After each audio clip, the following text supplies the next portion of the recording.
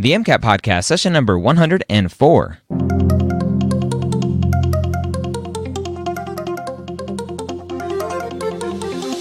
A collaboration between the medical school headquarters and Next Step Test Prep, the MCAT Podcast is here to make sure you have the information you need to succeed on your MCAT test day. We all know that the MCAT is one of the biggest hurdles you'll face as a pre-med, and we're here to give you the motivation and information that you need to know to help you get the score you deserve so you can one day call yourself a med student. And welcome to the MCAT Podcast. My name is Dr. Ryan Gray, your host here every week, along with Brian Snedeker from Next Step Test Prep. We are continuing our dive into Next Step Test Prep's full-length 10 Chem Phys section. Right now, as we continue on, we'll go through the whole test as much as we can in an audio format. So let's go ahead and keep going on with this one. All right, Brian, back with some more of full-length 10 from Next Step Test Prep. It's kind of eye-opening. It's eye-opening to go through this, like go through a full-length again, right? We've been covering a lot of passages and questions on the podcast, but to actually be going question by question through a full-length, it's kind of triggering a little bit of anxiety in me because I'm like, oh, this brings back some memories, and I'm trying to keep count of my score as we go, and I'm not doing very well. Before we jump in, so last episode we said, okay, we're at the halfway point, right? You should recognize once you hit question 30, you're halfway through the passage. For a student who is feeling the same way that I've been feeling, like this is getting hard, this sucks, I'm doing terrible. What can they do to kind of reset and try to finish as strong as possible through the back half? Yeah, you got to take a little micro break, at some point here, which is, you got to kind of interrupt those thought processes that aren't productive. So, sit up straight, put the pen down, like kind of physically alter your posture where you're sitting up straight, put both of your feet flat on the ground, close your eyes, right? Stop, staring at the screen or obsessing over the clock in the corner of the screen there, and just take some deep breaths in and out. Just take some deep, slow breaths to reset. And I'm a fan of just the classic relaxation exercise where you tense up a muscle and then release it. So you take a slow breath in, and while you're doing that, you make a fist. You make fists with both your hands and tense them up until your arms are shaking, and just hold your breath for a couple of heartbeats, and then very slowly blow the air out and relax your hands. You do the same thing with your biceps. Then you do your face, scrunch up all the muscles in your face. And in each case, you're taking a very long, slow breath in and scrunching a muscle up, and then taking a very slow breath out and relaxing the muscles.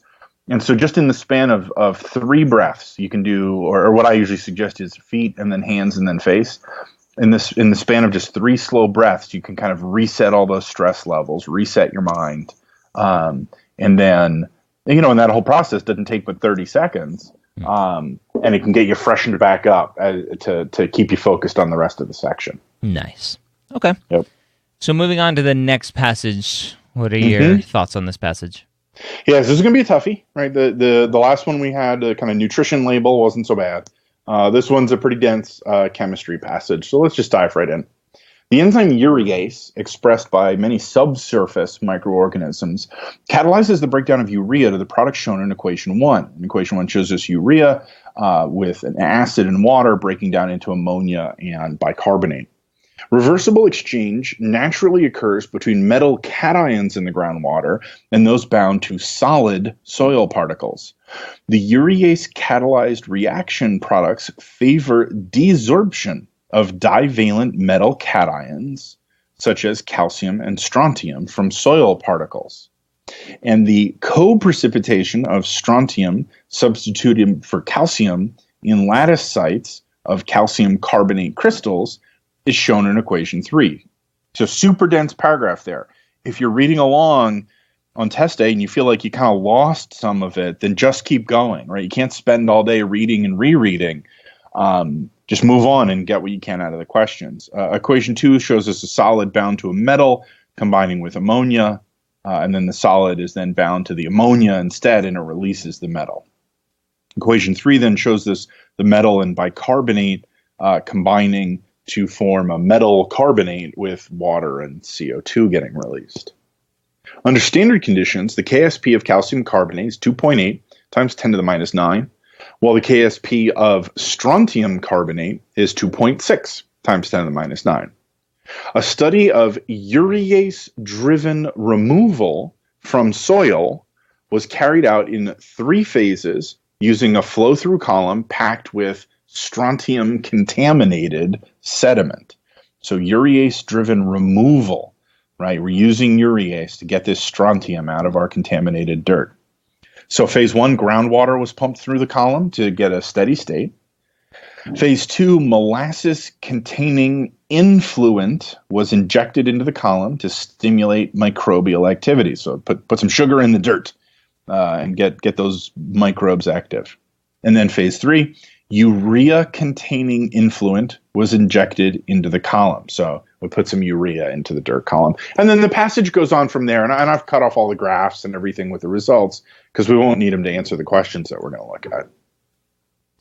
So just following along with you, like, I'm assuming I'm going to miss all of these in the passage, and I'm just going to hope that the next passage is better for me. It's a dense one. Yeah, it is dense. You know, on test day, you can, if you need to, skip, but you want to make that decision real early on. I mean, and when I say early, I mean like within the first 10 seconds or so. If you're going to skip, just look at it and go, no, this is the passage I skip. Make sure you click on an answer choice for all the questions. Don't leave anything blank in case time runs out, and then get on to the next passage. So you would flag the questions, but answer them just in case you don't have time to get back to them? Yeah, the worst thing is to leave something blank because that's a guaranteed wrong. So you may as well at least take a guess. Okay. Like Ryan, when you guess, what's your go-to guess letter? Oh, everybody knows the go-to guess letter, C. Yeah, and you'd actually get 2 of these 4 right. So if you, I'm not going to tell you which ones, right? We'll actually go through all of them. But if you literally just put C for all 4 of these and didn't get back to them, you would get half the questions right on this passage with no work at all, right? So always guess something. Okay. Nice. Question 36. During phase 1, what effect best accounts for the concentration of calcium ions in collected effluent initially exceeding the influent calcium ion concentration? A. Displacement of calcium ions by influent ammonium ions. B. Desorption of soil-bound calcium ions. C. Formation of calcium carbonate co-precipitate. Or D. Change in the rate of urea hydrolysis. So I would guess C, because I don't know. Yeah, and I just told you that's a 50-50, right? Not bad, right? Well, let's start with the question, right? Whenever it gets real dense, always you go to the question first. So the question says during phase 1, and you would need to go back to the passage to remind yourself. No reason you'd remember this. You'd go back and you'd see phase 1. Groundwater was pumped through the column to achieve an initial steady state. So the picture we have in our head, you got a big, tall cylinder, a big column packed with dirt, right? Our strontium-contaminated sediment. It's packed with dirt, and all you did was pump water through it. That's all you've done in phase 1, right? You're just setting up your little soil model. And so it says the calcium ions are collected in the effluent. Remember, E for effluent, E for exit. So this is the fluid coming out of the dirt. There's calcium ions in that. And they want to know, wait a minute, what? All you're doing is pumping water into the dirt. Why are there calcium ions coming out of the soil? And that's what they want. That's what we're being expected to answer. Mm-hmm. So notice answer choice A talks about ammonia, and answer choice D talks about urea. Yeah. And the ammonia comes from urea. Yeah. Right, but Ryan, if we look back at the passage, yeah, this was just water, right? Yeah. We don't get the whole ammonia and urea thing until what phase? It looks like phase 3. Yeah, well, phase 3 is where the urea comes from. Yeah. So even if you had no idea about the chemistry, even if you were just treating this as like a really complicated Cars passage, just like a crazy verbal passage, you could say, well, A and D are not even the right phase. Yeah. Right? They're phase 3 of the experiment. Okay. So it's got to be B or C. Okay. And it says the calcium ions are coming out in effluent. Calcium ions are coming out of the soil. Mm-hmm. Answer choice C doesn't say that there's calcium ions. It says calcium carbonate precipitates. So that would actually get rid of calcium ions, right? It would bind it up in white powder and precipitate it out of the water. Yeah. So C is the exact opposite of there being calcium ions. Yep. C is precipitating the calcium away. So even if you didn't know what they meant by desorption of soil-bound calcium, if you're like, honestly, I'm not even sure what that answer choice means. It's the last man standing. That's the right answer. Yeah. Okay. So B. There you go. Yep. All right. Question 37. The crystal precipitate formed in collected effluent was composed principally of calcium carbonate with strontium carbonate inclusions. The large majority of the crystal units did not include strontium because the A, solubility constant of strontium carbonate is greater than that of calcium carbonate. B, solubility constant of strontium carbonate is less than that of calcium carbonate. C, effluent strontium ion concentration was much smaller than the effluent calcium ion concentration. Or D, effluent strontium ion concentration was much greater than the effluent calcium ion concentration. So again, I would choose C because I've given up on this passage already, but let's look through. So I don't even know where to go looking at these. So for me, Brian, I'm a very simple person. And when I see lots of big words like this, it freaks me out. Yep. Yeah, you've got to constantly be translating in your head from like MCAT speak into a very simple picture of what's going on. So when the question stem says, crystal precipitate formed in collected effluent was composed principally of calcium carbonate, you got to, again, go back to that picture in your head, a big column of dirt that we're running water through. That's simple. Yeah, that's all we're doing, right? Yeah. Is we're just pushing water through dirt and collecting the water at the bottom, like the world's most disgusting coffee maker, right? And all this is saying is a precipitate formed, an effluent, remember E for effluent, E for exit, that's the fluid exiting this column. So effluent is the stuff at the bottom, was composed principally of calcium. So you run the water through the soil, and at the end, you mostly got calcium out. And you're being asked why. Why would you mostly get calcium precipitates from your water that ran through the soil?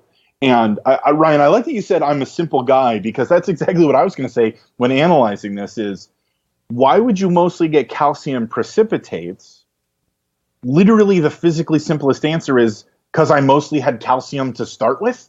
Yeah. Right. Like if you mostly had calcium ions, then you're mostly going to get calcium precipitates. And that's absolutely right. That's why and you're right. C is the right answer. Right? Why did you get calcium precipitates instead of strontium? Because, as C says, the strontium ion concentration was much smaller. That's it. You just had more calcium ions, so you got more calcium precipitates. And that, and you kind of let a lot of the other jargon just wash right by you. Okay, with influence. There you go. All right. Question 38. The catalytic mechanism of urease involves the displacement of a water molecule weakly coordinated to nickel in the enzyme active site. The weak coordinate covalent bond disrupted by urea binding is formed by A, donation of 2 electrons from the ligand water to nickel, B, donation of 1 electron from water and from nickel, C, electrostatic attraction between the partial negative charge of water and positive charge of nickel, or D, electrostatic attraction following transfers of electrons from the metal nickel to water. So again, I'll let you break it down. I would choose C again for the same reasons as before, but I'll let you break down this one. Sure, yeah. So this one asks, again, focus on the question, right? First things first, what's the question asking? Coordinate covalent bond, the weak coordinate covalent bond, is formed by. So this is actually just freshman chemistry. Arguably it's high school chemistry, because you just have to know what a coordinate covalent bond, that's a very specific kind of covalent bond. We know that, from our high school chemistry, a covalent bond is defined by sharing of electrons. A coordinate covalent bond is defined by sharing electrons when both electrons came from the same starting molecule. So it's important to note a covalent bond and a coordinate covalent, once they have formed, right? Once the bond exists, you literally can't tell the difference between them, right? Sharing is sharing, and you see two electrons being shared, and you know it's a covalent bond. Coordinate just tells you a little something about where those electrons came from. So in this case, the only answer choice that tells you that both electrons came from one atom to start with, which is what coordinate covalent is answer choice A here. Okay. All right, question 39. Which of the following gives the correct KSP expression for the dissolution of strontium carbonate in water? And then I'll let you read the answer choices because there's a lot of molecules and stuff that I don't know how to pronounce anymore. Yeah, so answer choice A is 2.8 times 10 to the minus 9 equals the concentration of strontium times the concentration of carbonate. Answer choice B is 2.6 times 10 to the minus 9 equals the concentration of strontium times concentration of carbonate over water. C is 2.6 times 10 to the minus 9 equals the concentration of strontium times carbonate. And answer choice D is 2.6 times 10 to the minus 9 equals concentration of strontium times carbonate over the concentration of strontium carbonate, the whole molecule. So this is just knowing how to set up a KSP equation. And first, it says strontium carbonate. There's no reason you would know the solubility of strontium carbonate off the top of your head. So you'd have to go back to the passage. And they actually gave it to us near the end of the passage. They told us KSP for calcium carbonate was 2.8. And then they told us the KSP for strontium carbonate was 2.6, times 10 to the minus 9. Mm-hmm. So right away, you can go to the answer choices and you can eliminate answer choice A was the one that said 2.8. That's the wrong molecule. It's got to be this 2.6 guy. Again, you'd be surprised how many folks, when we look at the little bar graphs to show you, who chose which answer choice, you'd be surprised how many folks pick answer choice A, right? So, Ryan, I just want to emphasize for all of our readers who are maybe reacting to this passage the same way that you are, of like, oh gosh, like that internal monologue. Yeah. Just remember, as long as you kind of keep your cool and do the best elimination you can, you're still getting ahead of somebody, right? Even if all you can do is eliminate one answer choice, that puts you ahead of all the people who picked that wrong answer choice. Yeah. So in this case, A is out, right? It's got to be one of these 2.6s. And then other than that, this is just remembering the definition of how we do KSPs. And so for that, you don't put in a K equation, KEQ, KA, KB, KSP, any of these Ks. You don't put solids and liquids. So H2O, a pure liquid, you wouldn't list that. Or the strontium carbonate solid itself, you wouldn't list that either. So answer choices B and D are out because with the KSP equation, all you list is the ions. And answer choice C is the only one that actually has the ions. Or excuse me, only has the ions. Yeah. Okay. Yep. All right, there you have it. Again, that was more Next Step Test Prep, full length 10.